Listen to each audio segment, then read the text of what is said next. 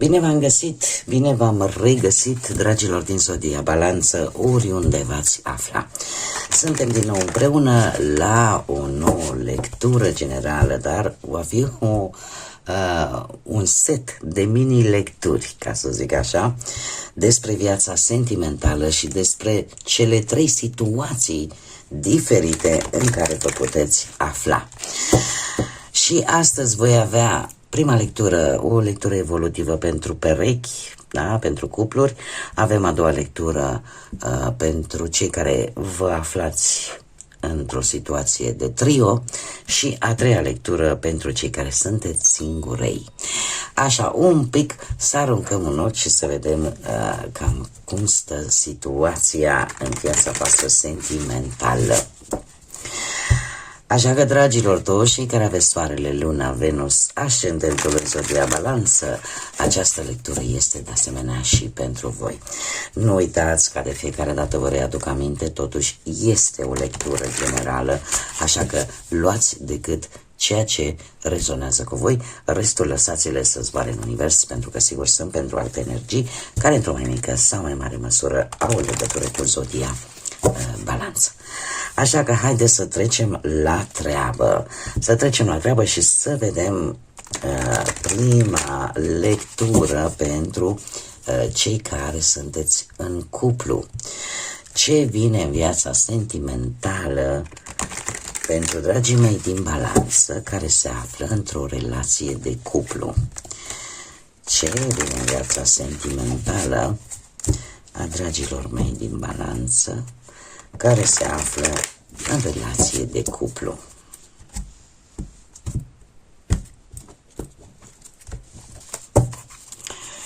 Și haideți să vedem.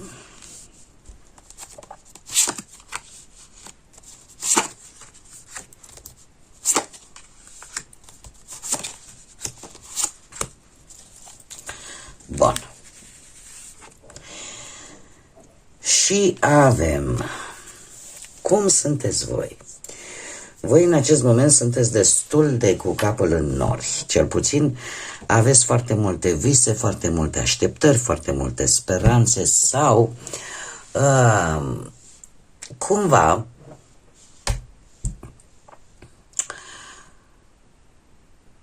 poate ai de ales, de făcut o alegere.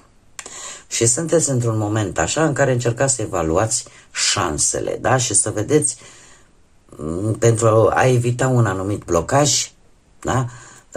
Pentru că e greu să vă decideți, poate că încercați oarecum să vedeți cam ce ar fi bun pentru voi în cazul în care trebuie să faceți o alegere. Dacă nu, sunteți mai visători, mai așa cu capul în norișori, sunteți mai poate mai îndrăgostiți. Este foarte, foarte, n-am văzut până acum, deci până acum, până la zodia voastră, în lecturile astea de relație, e plin de cupe, dragilor. Sunteți, nu știu, cred că sunteți nu de multă vreme formați un cuplu. Ori că nu sunteți de multă vreme într-un cuplu, ori că pur și simplu există atât de multă sensibilitate, emoție, sentimente. Este chiar frumos. Este chiar frumos să emană așa o căldură.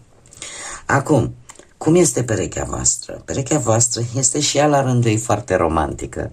Nu știu dacă sunteți la distanță, dar cert este că vă scrieți, vă trimiteți mesaje. Îmi dă senzația că există aici un suflet tânăr.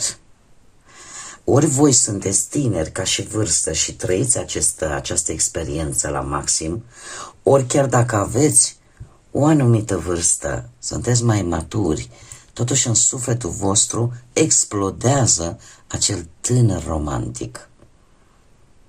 Acea inocență a primei iubiri sau acele lucruri care te fac efectiv să simți că plutești. Și persoana voastră de interes, așa cum am mai spus cu acest paj de cupe, este, cum să spun eu, are sentimente. Și sentimentele astea la un moment dat vor crește ideea de compromis. Acel compromis pe care îl așteptăm cu toții. Și aici mă refer la căsătorie, la legătură oficială, da? Ca și cum ai zice, Doamne, vreau să fiu sigur că e al meu sau că e a mea. Da? Că nu-mi scap așa pe între degete. Acum, cum este comunicarea între voi? Comunicarea între voi este una extraordinar de bună. Avem un 10 de cupe, aveți aceleași valori, aceleași principii, în mare parte tradiționale, vis-a-vis de cum ar trebui să fie idealul de relație. Aveți lucruri în comun și e posibil ca și familiile cumva să să contribuie cumva la acest lucru. Ce sentimente vă unesc? Sunteți veșnic îndrăgostiți, dragilor, ori, așa cum am mai spus, v-ați cunoscut de puțină vreme și cel puțin în prima perioadă toate lucrurile sunt wow și suntem cu capul așa nori și totul e roz și totul e frumos, sau pur și simplu voi există un soi de iubire atât de profundă, e ca și cum ai zice, domne, parcă acum am cunoscut-o, parcă acum l-am cunoscut și explodați. Deci există sentimente foarte puternice. Haideți să vedem cum merge și treaba cu dormitorul, cu partea intimă. Păi da, că n-are cum să nu fie, pentru că avem un paș de bâte care îmi vorbește de foarte multă chimie și pasiune. Da? Totuși, e un lucru, cum să zic eu, parcă vă redescoperiți cât un pic pe partea asta chimică, pasională, da? Le luați așa. Asta mă face să cred că totuși sunteți, cred că la început de drum. Faptul că pașul de bâte mi-arată un început, ceva care este încă în faza de început. Dar mie mi-arată că e de bine. Da? Este cumva ceea ce tu cauți. Foarte multă pasiune. Ce s-ar putea îmbunătăți la voi? Un singur aspect. Cred că și nu l-aș vedea neapărat ca pe ceva foarte negativ. Un singur aspect. Îl văd unde ar trebui să se mai lucreze, sau cel puțin asta îmi spun cărțile, asta îmi transmit mie cărțile. La cineva de lângă voi, că e un personaj, are legătură poate cu zodiile de aer, Gemeni, Balanță, Vărsător, că poate să fie cineva din familie care poate să joace un anumit rol în relația voastră. Și poate ar fi bine ca ce aveți voi, pentru că aveți ceva frumos, să țineți pentru voi. Da? Pentru că această energie externă are o mare influență, dar poate să aibă o influență atât în bine, mare atenție, cât și în rău. Cum de asemenea ar trebui în următoarea perioadă totuși să vă controlați o anumită impulsivitate și să evitați dialogurile prea directe. Da? Pentru că e frumos, dar și la un moment dat te lovești și de alte lucruri și trebuie să aveți mare grijă cu aceste dialoguri în care poate din impulsivitate nu vă mai controlați și a zburat cuvântul, s-a dus, a rănit și asta poate să aducă așa neplăceri în relația voastră, dar este într-adevăr o lectură care prin ea însă și emană foarte multă căldură și iubire. Haideți să vedem și un mesaj important pentru voi, dragilor, cei care sunteți într-o pereche. Haideți să vedem un mesaj pentru dragii mei din Balanță. Cărarea spirituală a sufletului. Da, aici ne vorbește de o dezvoltare, o evoluție personală în relația voastră. Sunt lucruri care vă fac să mergeți înainte, să evoluați. Tocmai de aceea și acest tip de lectură se numește lectură evolutivă, evoluție. Da? Și se pare că va fi o experiență plăcută și pentru voi ca și persoane. Da? Nu neapărat numai pentru relație, va fi ceva benefic pentru voi, pentru felul vostru de a fi, de cum vedeți voi lucrurile, cel puțin pe planul ăsta sentimental. Bun, dragilor, noi mergem mai departe și ghiciți unde ne oprim, la cei care pot fi implicați într-o relație de 3. Într-o relație de 3, știu că poate unii dintre voi nu agreați aceste situații, sinceră să fiu, nu sunt ipocrită, nici eu nu le agrez, dar aceste situații există independent de dorința noastră și totuși, tocmai de aceea am zis că să nu fac ură de rasă, ca să spunem așa, și să fac decât pentru cei singuri, cum fac la lecturile generale, pe care cu toții le cunoașteți. Există un blocaj aici, să vedem.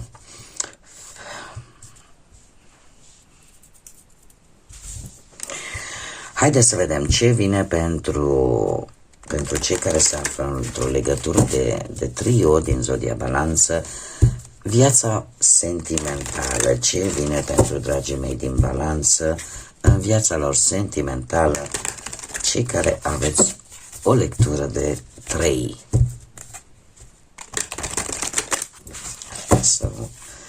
S-au descurcat, ia să vedem.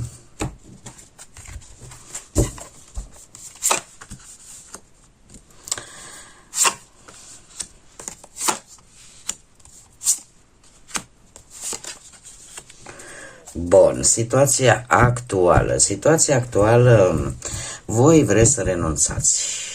Nu știu dacă voi sau persoana voastră de interes, sau poate pur și simplu voi vreți să renunțați la această relație.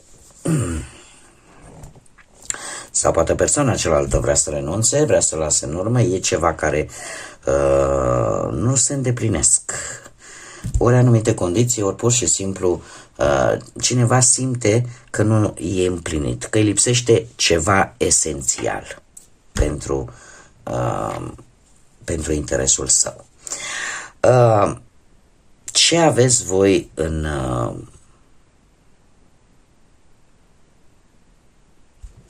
ce simțiți?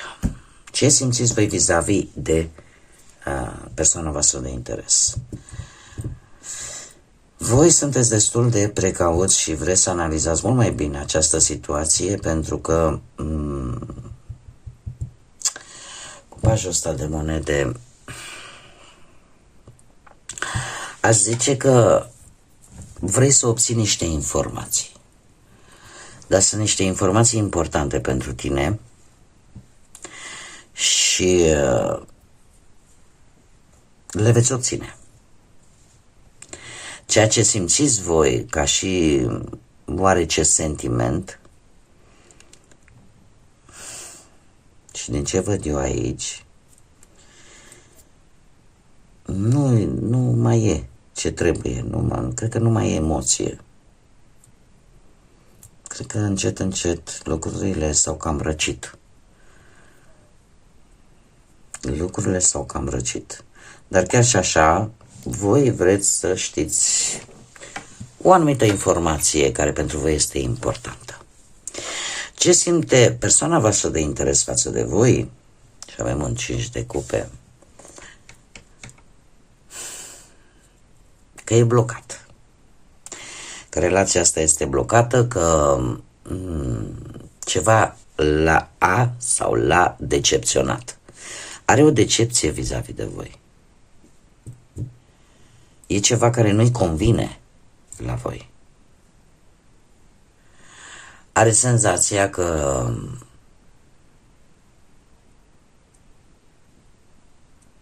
nu poate trece peste ceva din trecut, peste o decepție pe care a avut-o cu voi în trecut. Nu sunt tocmai... E adevărat că și din partea persoanei voastre de interes nu e tocmai ce trebuie. Iar comunicarea... cum este comunicarea?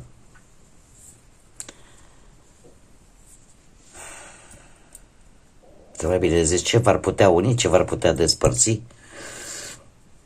Comunicarea este deocamdată foarte rară. Foarte rară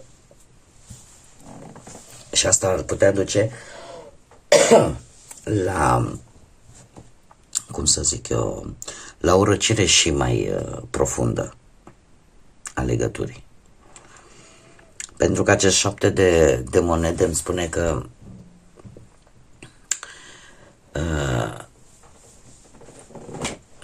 se va face o triere atât din partea voastră cât și din partea persoanei voastre de interes. Mai se merită să aștept, mai se merită să va da rezultate, nu va da rezultate, dar comunicarea și ce ar trebui poate să vă unească, din păcate, nu se mișcă tocmai, ca o lălăiți așa. O lălăiți în speranța că va da oarece rezultate, dar mie cărțile îmi spun că lucrul ăsta este un pic destul de greu. În schimb, care ar fi concluzia sau sfatul cărților, care nu știu dacă o să fie chiar pe placul vostru, acest 9 de monede, care în mod normal îmi vorbește de un echilibru și ar trebui ca fiecare să o ia pe drumul său. Cum fiecare să se ocupe un pic mai mult de propria viață. Pentru că este cartea care ne vorbește de reușite la nivel personal, de unul singur. Așa că asta este ce mi transmite mie, ce îmi transmit cărțile. Pentru că e posibil ca totuși drumul vostru să fie altul decât cel pe care poate voi vi-l imaginați. Și acum haideți să vedem ce gândește, dar nu rostește. Exact ce vă spuneam. Noi trăim două vieți separate. E ceva care nu concordă, nu dă la comun. Bun, dragilor, mergem mai departe și trecem la cei singurei. La dragii mei din balanță, care sunteți singurei, burlăcei și burlăcițe, să vedem ce noutăți pot apărea în viața voastră sentimentală. Ia să vedem ce vine pentru dragii mei din balanță, cei care sunteți singurei în viața voastră sentimentală. Ce vine în viața sentimentală a dragilor mei din balanță, singuri, burlăcei și burlăcițe?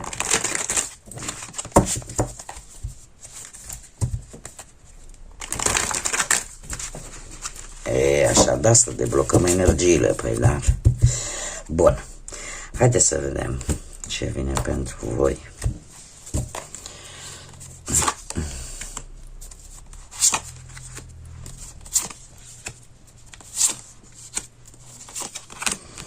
Bun, situația actuală. Situația actuală este una în care faceți, este foarte interesant, a căzut aceeași carte pe care am avut-o chiar și la cei cu trio.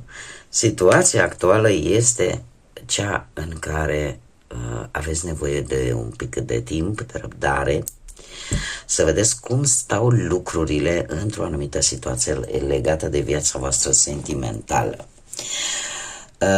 E adevărat că, dat fiind restul de cărți, un pic schimbă conotația, acest 7 de monede, și eu spune că sunteți într-o perioadă în care, nu știu, aveți nevoie ca, voi aveți pe cineva în atenția voastră și simțiți cumva nevoia să se îndrepte către voi.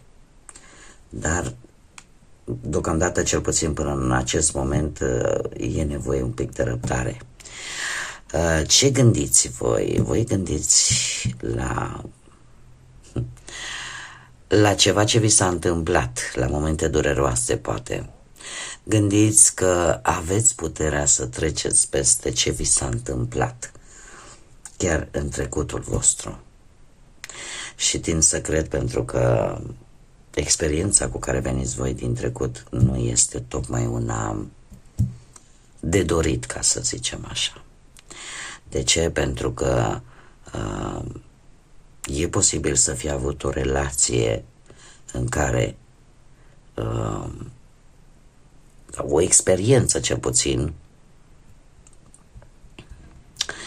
în care poate nu a existat un anumit echilibru, poate a existat chiar ați fost părăsiți așa într-un mod fulgerător, ați fost părăsiți poate într-un mod în care pur și simplu relația s-a rupt într-o viteză fabuloasă și în urma, mare atenție, poate a unor bârfe sau poate a unor lucruri pe care voi le-ați mărturisit unei alte persoane și de care s-a folosit și în felul ăsta s-a ajuns la această ruptură. Iar ceea ce pe voi vă frământă în acest moment are legătură foarte mare cu acest lucru. Încercați să găsiți puterea cumva să treceți peste ceea ce s-a întâmplat. Cum ar trebui poate să vedeți voi lucrurile? În primul și în primul rând ar trebui să le vedeți un pic mai clar.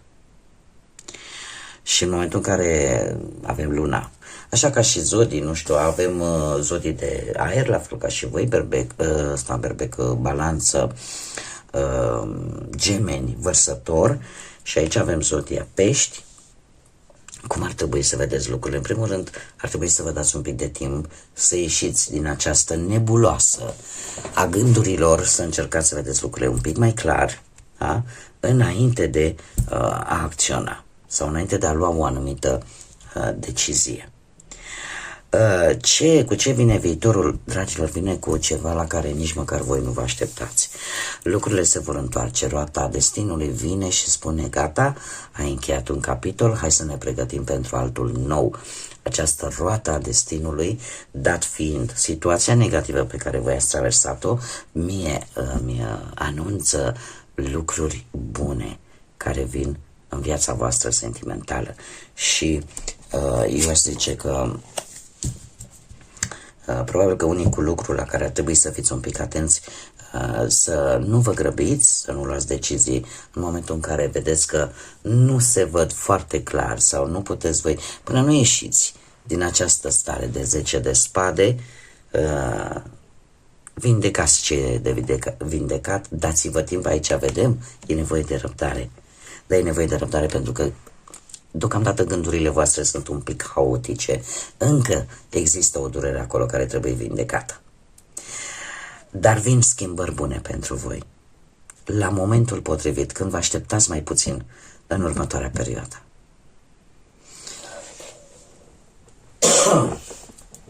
Haideți să vedem și un mesaj special pentru dragii mei din balanță, burlăcii și burlăcițe, un mesaj important sau ce ar trebui să știți pentru dragii mei din balanță.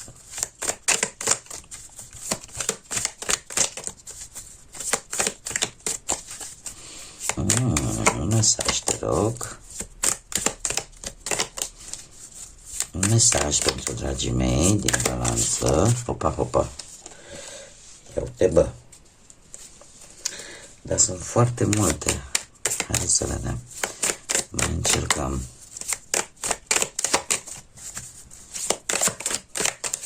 Oho. Ia să vedem ce avem aici. Bineînțeles, ne vorbește de răbdare, unele lucruri au nevoie de timp, pentru că această conexiune pe care voi aștepta să se manifeste. Aici avem această persoană va crea o dragoste care nu se va putea rupe așa ușor și se apropie. Haideți să le punem aici. Și e vorba de o distanță, separarea pe care o experimentezi în acest moment este necesară și te va ajuta să crești în viitoarele tale relații. Bun, dragilor, cam atât am avut pentru voi. Eu vă mulțumesc pentru atenție, ca de obicei sunteți minunați. Desigur, aștept feedback-ul vostru. Dacă v-a plăcut acest gen de lecturi, dacă vreți să mai fac acest gen de lecturi, dacă prezintă interes pentru voi, plus de asta, nu uitați de like-uri, nu uitați de distribuiri. Cei care nu v-ați abonat, vă invit și vă aștept cu mare drag și cu mare interes să vă abonați dacă ați rezonat, dacă v-a plăcut și dacă mai vreți să vedeți acest gen de lecturi și multe altele pe care eu le public aici pe canal. Este gratuit, toate acestea sunt gratuite, așa că eu vă aștept cu mare drag și cu mare interes. Până data viitoare când ne vom revedea la o nouă lectură, tot binele din lume, multă energie pozitivă și, desigur, să fiți iubiți, dragilor!